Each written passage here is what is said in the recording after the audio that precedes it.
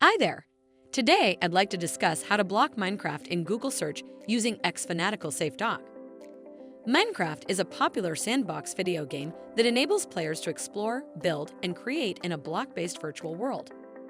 On Google search, Minecraft has a special feature known as the replay animation button, which allows users to directly play the Minecraft game on the Google search page. While this feature might be appealing for entertainment, it can quickly divert students' attention away from their academic tasks. Unfortunately, Google does not provide an administrative tool to disable this feature. That's where xFanatical Safe Dock comes for the rescue.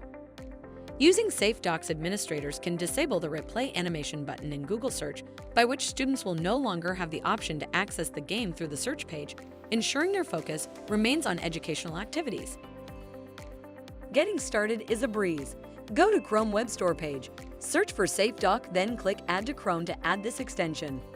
Once it is installed, simply enable the Block Google Search Minecraft policy and set its value to True to easily block Minecraft in Google search. To know more, please visit xfanatical.com.